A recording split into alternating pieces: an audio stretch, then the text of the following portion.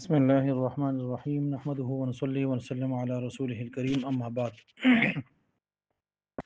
علم الصیغہ سبق نمبر 34 اور فائدہ نمبر 2 ابا یا ابا۔ یہاں سے یہ بتایا جا رہا ہے کہ پیچھے عام طور پر جو صرفیوں کا قاعدہ بیان ہوا تھا وہ یہ تھا کہ باب فتح یفتح جو ہوتا ہے اس کا عین یا لام کلمہ حرف حلقی ہوتا ہے کہ فتح یفتح سے جو بھی مادہ آئے گا تو اس کا عین یا لام کلمہ حرف حلقی ہونا چاہیے۔ خاصیات ابواب کے اندر بھی آپ نے یہ پڑھا تھا کہ یہ اس کی خاصیت میں سے ہے، خاصیات میں سے ہے، ٹھیک ہے۔ لیکن پھر کہتے ہیں کہ ہم دیکھتے ہیں کہ ابا یا ابا، اب یہاں پر دیکھیں ابا یا ابا یہ باب فتح یفتح سے ہے لیکن اس کا عین یا لام کلمہ حرف حلقی نہیں ہے،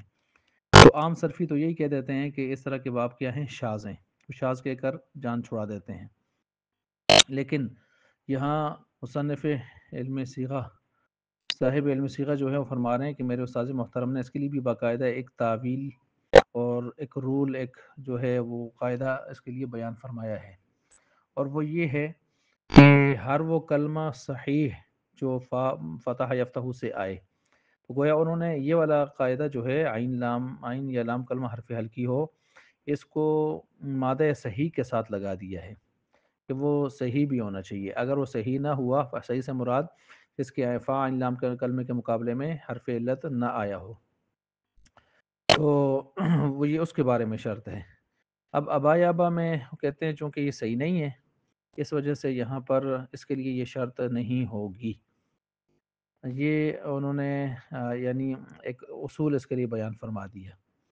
لیکن یہاں پر یہ یاد رکھیں کہ مصنف رحمۃ اللہ علیہ کے استاذ محترم نے جو قاعدہ بیان کیا ہے، چلیں اس سے ابا یا ابا تو آ جائے گا، اسی طرح قلا یقلا، عضا یا عضو، بقا یا بقا علی بعض اللغات، بعض لغات میں یہ تو چلے نکل آئیں گے کہ یہ سارے سب کے سب کیا ہیں، یہ معطل ہیں اور یہ مضاف ہیں، مثلا عضا یا عضو یہ مضاف ہے،